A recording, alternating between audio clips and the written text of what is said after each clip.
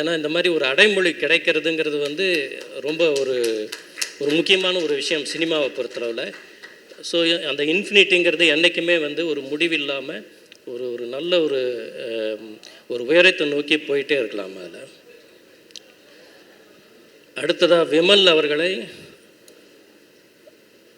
நான் வாழ்த்த விரும்புகிறேன். எப்படின்னா, எப்படி கமல் சாரை இந்த சினிமா விடாதோ அந்த மாதிரி மிஸ்டர் விமல் உங்களையும் சினிமா விடாது.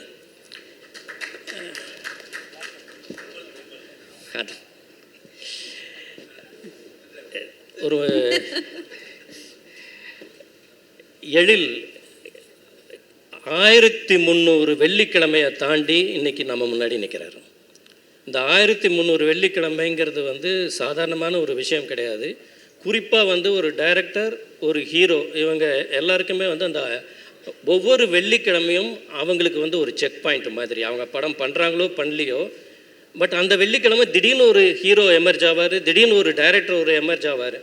இதை தாண்டி நம்ம வந்து நிலச்சி நிற்கணும் இந்த ஃபீல்டில் அப்படின்னு சொன்னோம்னா அது ரொம்ப ரொம்ப ஒரு ஒரு முக்கியமான விஷயம். இப்போ பொதுவாக இந்த மாதிரி விழாக்கெல்லாம் போகும்பொழுது முன் வரிசையில் நம்மளை உட்கார வைப்பாங்க.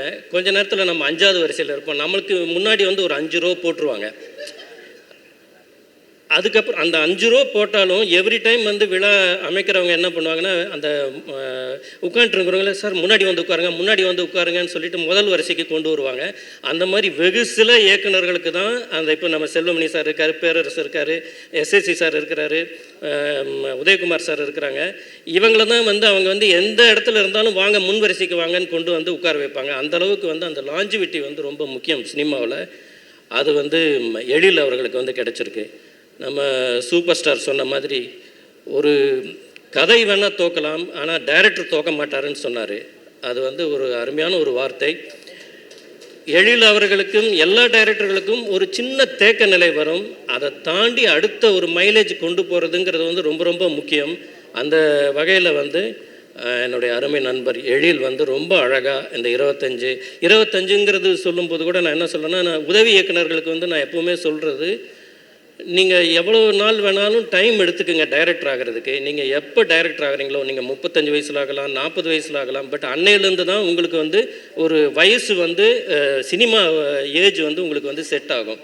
அந்த வகையில் 25 வயசு அப்படிங்கிறது வந்து அந்த 25 வருஷம்னு சொல்கிறது வந்து இந்த 25 வருஷம் இளமைன்னு தான் நம்ம எடுத்துக்க வேண்டியது இருக்குது. இந்த அதாவது ஒரு முதல் படம் பண்ணுறது 2000 காலகட்டத்தில் முதல் படம் பண்ணுறவங்களுக்கு வந்து ஒரு முக்கியமான வரம் வந்து ஒன்று எஸ்.ஏ. ராஜ்குமார் சார் அவர்கள் வந்து இசையமைக்கணும், இல்லைன்னா வித்யாசாகர் சார் வந்து இசையமைக்கணும். அது மாதிரி வந்து அந்த 2 வரமும் வந்து இவருக்கு வந்து எழிலுக்கு வந்து கிடச்சிது. அதுலேருந்து ஆரம்பித்தது இந்த 1300 வெள்ளிக்கிழமைன்னு நான் சொல்கிறது 1300 வாரம்னு வச்சுக்கிட்டோம்னா, அவர் பண்ண அந்த முதல் படம் துல்லாத மனமும் துள்ளும் வந்து 1300 வாரமாக ஓடிட்டு இருக்குன்னு தான் அர்த்தம். ஏன்னா அதுதான் வந்து என்றைக்குமே ஒரு படம் வந்து ஒரு இடத்துல தியேட்டரோடு நிற்க போகிறது கிடையாது. அதுக்கப்புறம் அதனுடைய லாஞ்சிவிட்டி வந்து இருந்துக்கிட்டே இருக்குது. அந்த வகையில் அவர் பண்ண எல்லா படங்களும் பல வாரங்களை கடந்து எல்லாருடைய மனதிலையும் ஓடிட்டு தான் இருக்குது அப்படிங்கிறத வந்து நான் தெரியப்படுத்திக்கிறேன். அவருக்கு என்னுடைய வாழ்த்துக்கள், மொத்த குழுவுக்கும் என்னுடைய வாழ்த்துக்களை நான் தெரிவிச்சுக்கிறேன். Thank you Charan sir. அண்டு ரொம்ப ரொம்ப முக்கியமாக தொகுப்பாளினிக்கு வந்து நன்றி. தமிழை வந்து ரொம்ப அழகாக உச்சரித்து தெளிவாக பேசுகிறாங்க, அதற்கு ஒரு நன்றி. நன்றி. அனைவருக்கும் வணக்கம் சார். எல்லாம் பேசி முடிச்சதுக்கப்புறம் கடைசியாக கூப்பிட்டு விட்டு என்ன பேசுறதுன்னு ஒன்றுமே இல்லையே சார். எழில் ஃபோன் பண்ணி 25 வருஷம் ஆகிப்போச்சுப்பா சினிமாவுக்கு வந்து, அதுக்காக ஒரு விழா எடுக்கிறோம் வாப்பான்னா. என்னப்பா அதுக்குள்ளே 25 வருஷம் ஆகிப்போச்சா? ஏன்னா நானும் எழிலும் அசிஸ்டன்ட் டைரக்டராகவே பழக்கம், அவர் டைரக்டராக 25 வருஷம் ஆகிப்போச்சு. ஒரு இயக்குனர் படம் பண்ண போகிறாருன்னு சொல்லிட்டு நானும் எழிலும் அசிஸ்டன்ட் டைரக்டராக தேனாமட்டை பக்கம் அந்த ஆஃபீஸ்னால் ஒரு ஒன்று கொடுத்தன வீட்டில் தான் சார் அந்த ஆஃபீஸ் இல்லை வீடு. அவங்க வீட்டில் தான் டிஸ்கஷன் நடக்குது. அப்படி போய் 2 பேரும் அப்போ பழக்கம். அந்த டைரக்டர் இன்னும் டைரக்டர் ஆகலை, நானும் எழிலும் டைரக்டர் ஆகிட்டோம். துரதிருஷ்டவசம் அவரும் சீக்கிரம் டைரக்டர் ஆகிடணும்.